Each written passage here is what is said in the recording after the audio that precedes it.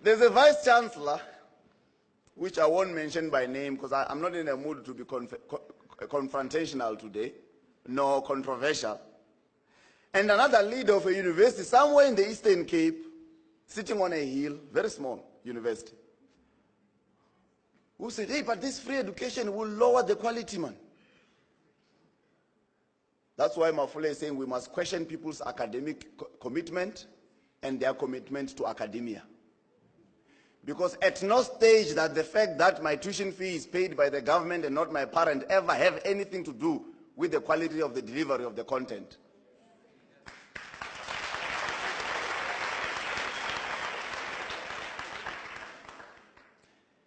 Sometimes, some of the people who say free higher education will lead to a decline in quality are themselves beneficiaries of a bursary or a scholarship which they never had to pay back, which is, by the way, another version of free higher education.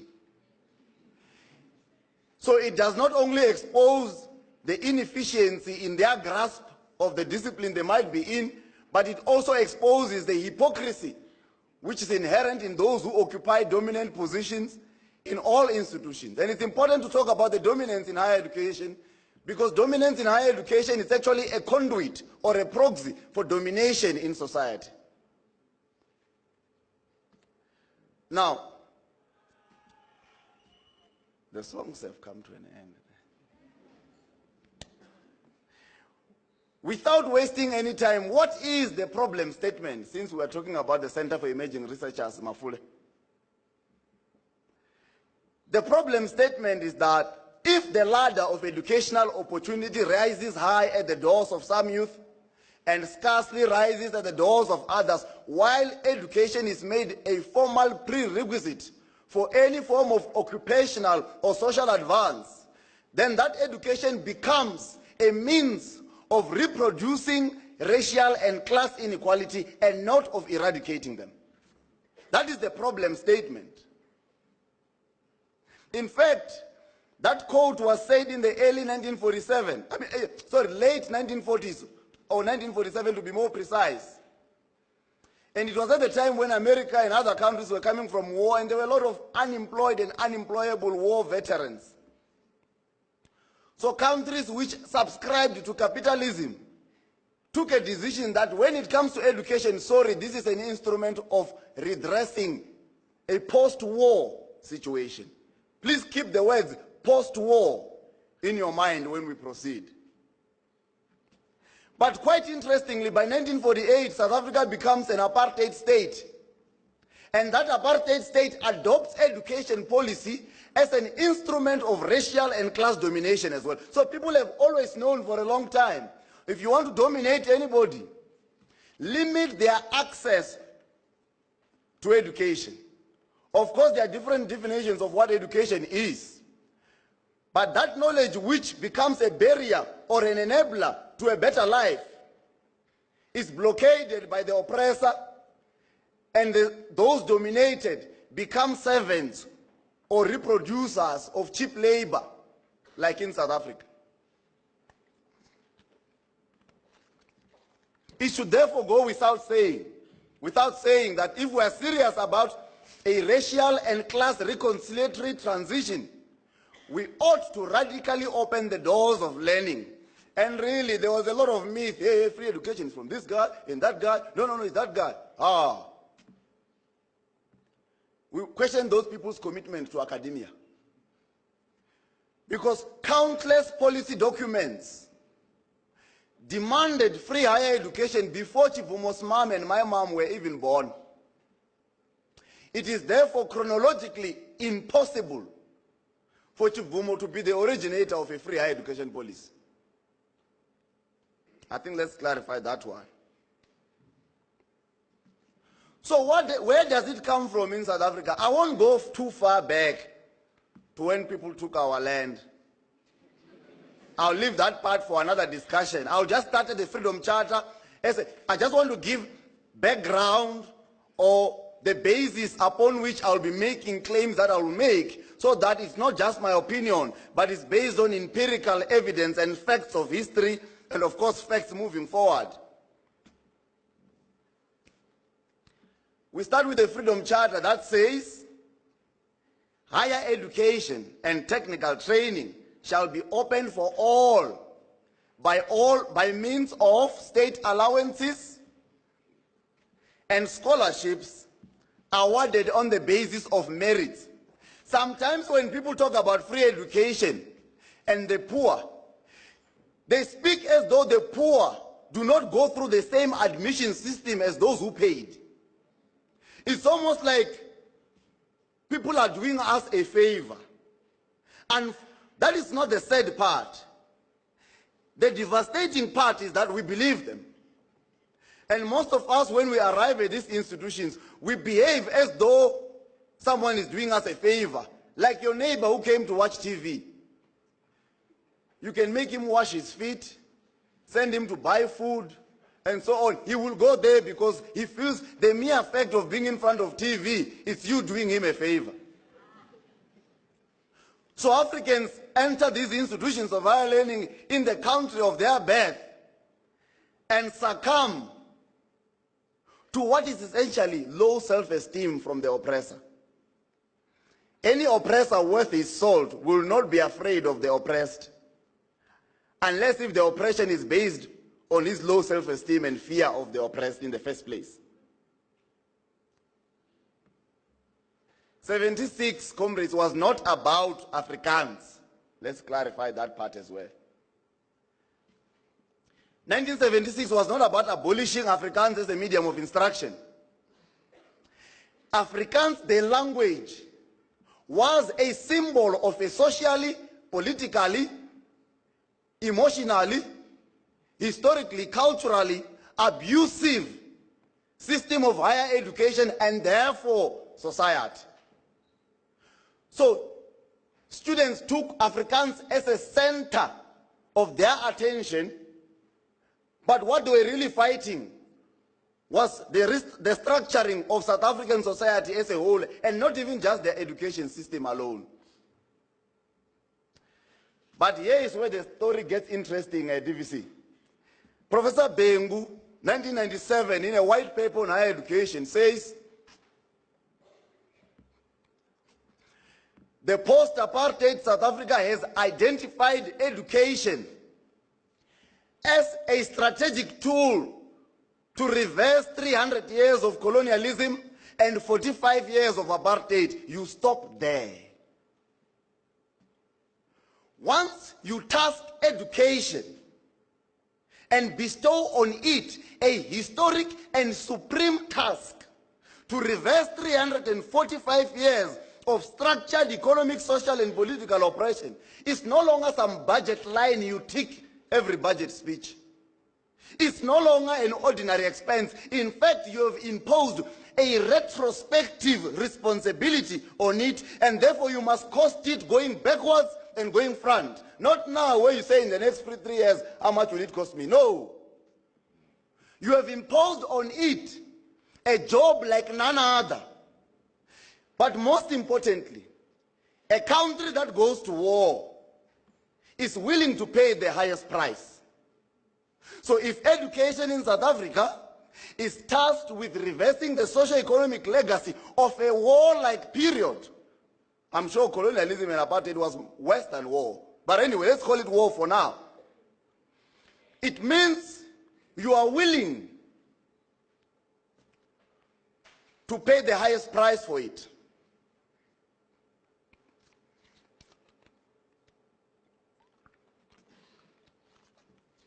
It therefore cannot be looked at through narrow budgetary lens.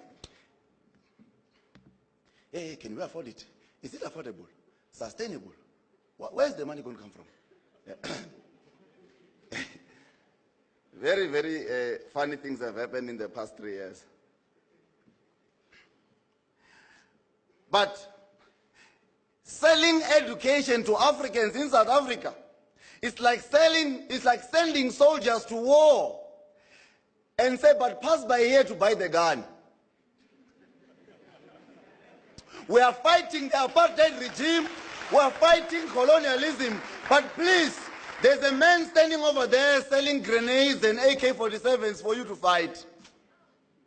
It's a politically retarded stance. So you can't sell it. People talk about Polokwane. Polokwane conference was the first time free education made its way into a policy resolution. But by 2012 in Mangaung, it had not been implemented yet. So Mangaung says, finalize this policy by 2013, implement it by 2014. That doesn't happen. Fees must fall start in 2015. I want chronology now. So when somebody comes with a frivolous interpretation of where fees must fall came from, or free education came from, we can be able to give them a chronology of events. That's what these leaders ought to do moving forward, and not just to education, but any other policy moving forward. Fees must fall. Here is the stance, and I'm going to say this for the first time.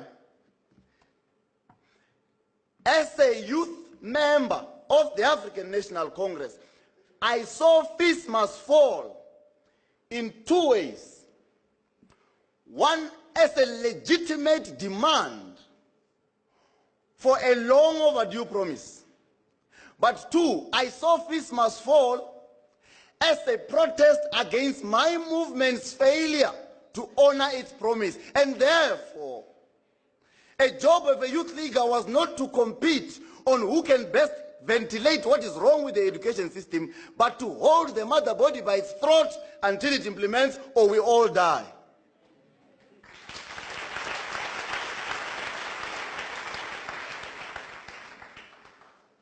Someone was saying, hey, President Zuma left a time bomb for Cyril Ramaphosa. Hey, this thing is going to be costly.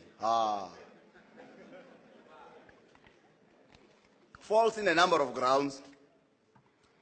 One, as far as I know, President Cyril Ramaphosa has himself been taking students for free for a very long time. Some of the early beneficiaries of TF, you were funded by Shanduka Foundation, for your information, and the JZ Foundation, and many other foundations of leaders who are said today are anti-free education. I will tell you how the narrative comes about. But number two, President Ramaphosa does not implement his thoughts. He implements policy resolutions. But number three, in my village, what has happened for President Ramaphosa is called a square pass.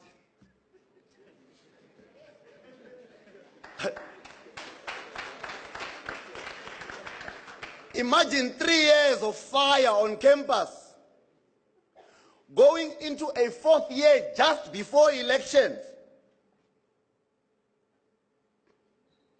with young people constituting 65% of the electorate. Fees must fall had generated a legitimate wave of concerns. But here's an issue with a legitimate wave of concerns, or a wave of legitimate concerns, sorry. A wave of legitimate concerns can be ridden by anyone. Even de Klerk could lead fees must fall, and we would follow him, because the wave he was riding was much more important than how evil he is. So you did not have to throw police on the students, because that's a securitized response to a socio-economic demand, which is your own manifesto. That's a job application out of power. So the only way you could address the fees must fall challenge was to translate the ANC's free higher education policy from rhetoric to practice. And Msholozi did that.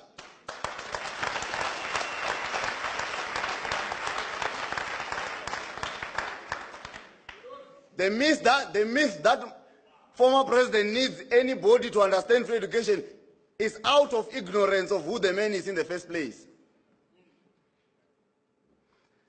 But anyway, what was wrong with the higher education system in the first place? I think we must be able to do this, because it shouldn't happen, Bob Sam, that there's a Tusanani student wearing a SEME t-shirt who can't unpack what and why and how of free higher education. It can't happen. That will be an embarrassment. I asked vets and UJ Tusanani fellows before I went back to school, I said, I'm worried about your late arrival to a meeting.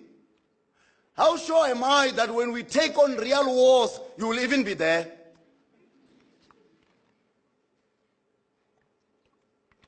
I was not joking. I knew there was a war coming between beneficiaries of the status quo and those who are saying it's enough. But if you don't grasp the fundamentals of why we are fighting, you will end up fighting yourself. Because you don't know. The problem, therefore, was that despite the historic and supreme task of reversing the legacy of 345 years of structured economic, political, and social apartheid, a post-1994 neoliberal myth presided the commodification of higher education into something that can be bought and sold. That was the start of the problem.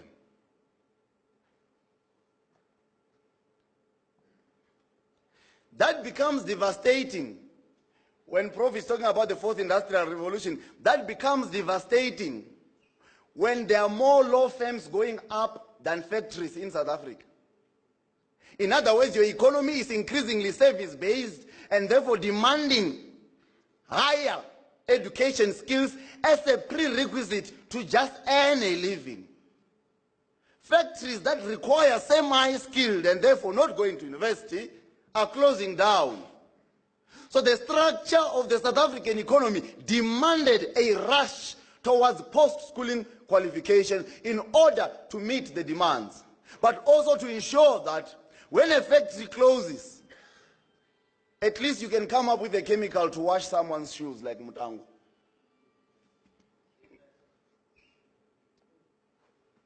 But Chivumo and I went to Judge Hare in that commission. We went to present to the commission because we realized that students, after being shot at, arrested, thrown on the ground, kicked out of universities, outsourced the process of coming up with a solution to so-called experts. Now let's come to that. What is an expert? An expert is someone who calls himself an expert or found somebody to call himself an expert.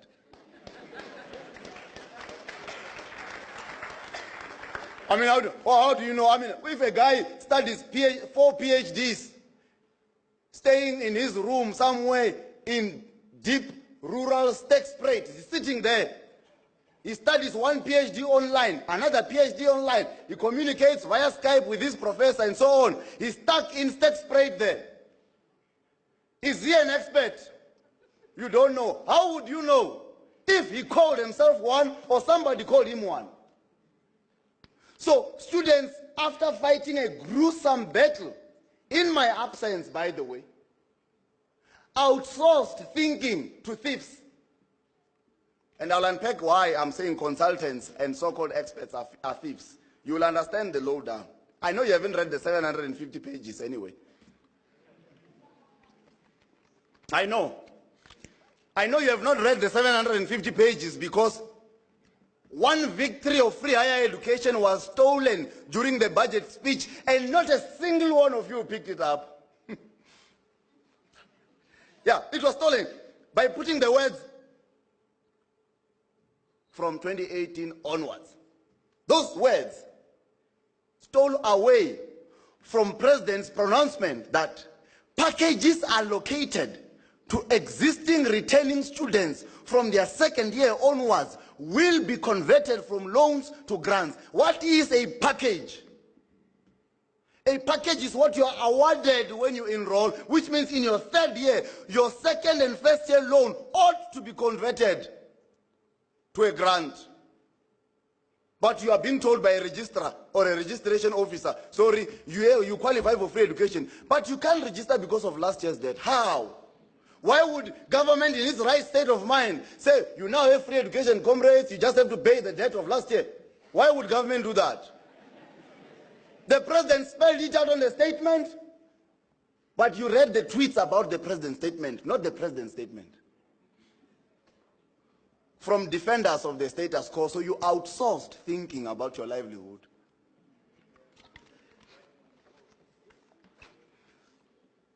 But at the heart of the crisis